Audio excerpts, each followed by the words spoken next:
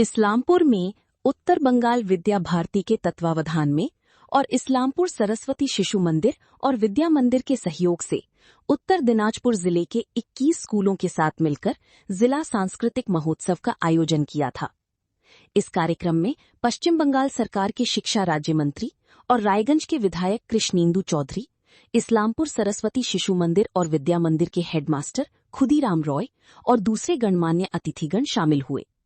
School के प्राध्यापक खुदीराम रॉय ने कहा कि ये प्रतियोगिता स्कूल स्तर से ही विद्यार्थियों में सांस्कृतिक प्रतिभा को निखारने के उद्देश्य से आयोजित किया गया है। महोत्सव में जिले के अलग अलग स्कूलों के विद्यार्थियों ने उत्साह के साथ अलग अलग सांस्कृतिक इवेंट में हिस्सा लिए। कार्यक्रम को लेकर विद्यार्थियों, शिक्षकों और अभिभावकों में जोश और उत्साह साफ दिखा जा सकता था। বাংলার সংস্কৃতি তো বিপন্ন হয়েছিল গত 15 বছর এবং তার আগেও। তো মানুষ বুঝেছিল যে বিপন্নতাটা ঠিক কোন জায়গায় এবং কি করলে এই বিপন্ন বাংলাকে বাঁচানো যাবে।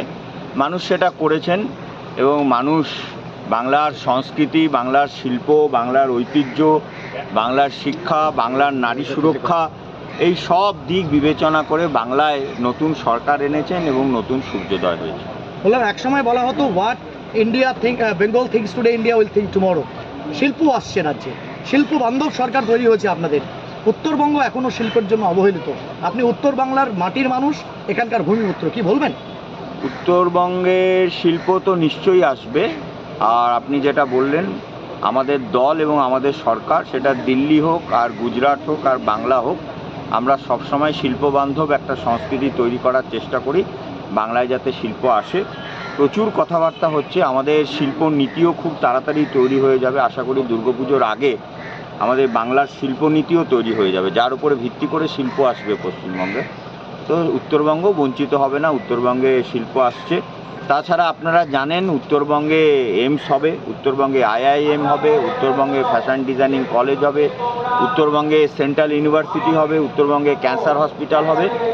তো যে উন্নয়নযোগ্য শুরু হয়েছে মাননীয় মোদিজি এবং মাননীয় শুভেন্দু অধিকারীর নেতৃত্বে, তার ছোঁয়া উত্তরবঙ্গেও পড়বে। আপনি রায়গঞ্জের বিধায়ক, একটা তীব্র জনরোষ আছে মানুষের মধ্যে, কারণ একসময় এইমস প্রিয়রঞ্জন দাসমুন্সি যখন এটাকে চেয়েছিলেন এখানে, সেটা ফিরে চলে গেল কল্যাণীতে।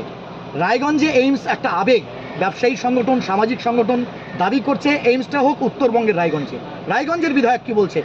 রায়গঞ্জে বিধায়ক হিসেবে সব বিধায়ক যেমন নিজের এলাকায় এইমস চান, নিজের এলাকায় উন্নয়ন চান, নিজের এলাকাকে প্রায়োরিটি দেন, এটা সবাই করবেন। সেই জন্য এইমসের দাবি গোটা উত্তরবঙ্গের সব বিধায়ক এমপিরাই করছেন।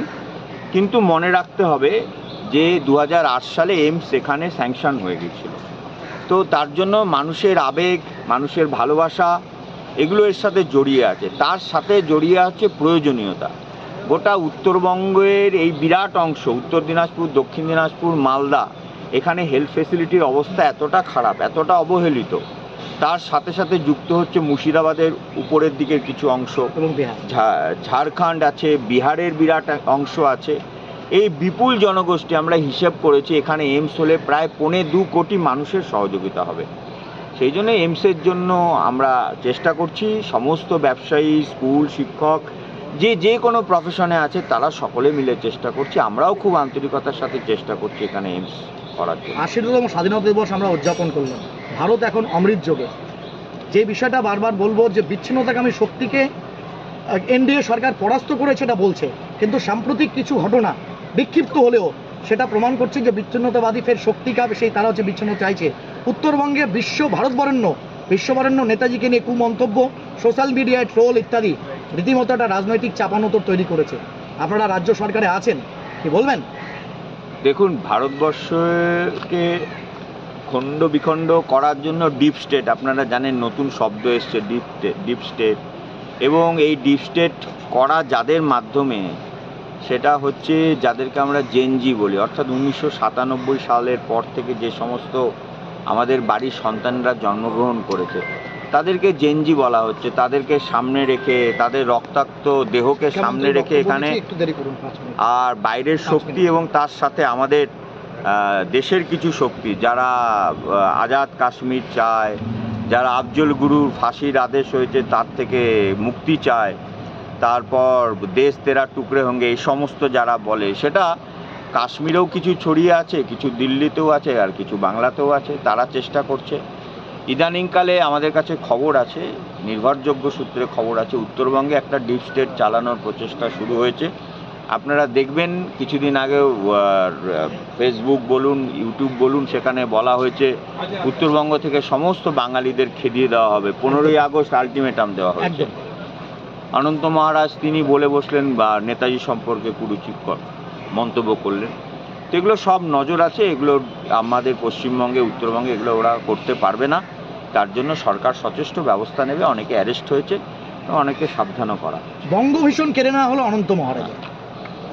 একটা বিষয় হচ্ছে একটাই, যে নেতাজিকে অবমাননাকর বক্তব্য বলেছেন তিনি, কি বলবেন? নেতাজি তো বাংলার সম্মান, নেতাজি বাংলার মানুষের মনের মধ্যে আছে। তো তাকে যিনি অপমান করেন, তার তো বাংলার যে সর্বোচ্চ সম্মান পাওয়ার তো তার উচিত নয়। সেই জন্য কেড়ে নেওয়া হয়েছে। দাদা, শেষ প্রশ্ন, পার্শ্ব শিক্ষক যারা আছেন, বাম আমলে যারা নিযুক্ত হয়েছিলেন, দীর্ঘদিন চাকরি করেছেন, তারা চাইছেন যে তাদের একটা স্থায়ীকরণ হোক, তাদের একটা বেতন কাঠামো হোক। ভূমিপুত্র হিসাবে উত্তরবঙ্গের বহু মানুষ এই পার্শ্ব শিক্ষকের পেশায় যুক্ত, তাদের জন্য রাজ্য সরকারের কাছে কি আবেদন রাখবেন?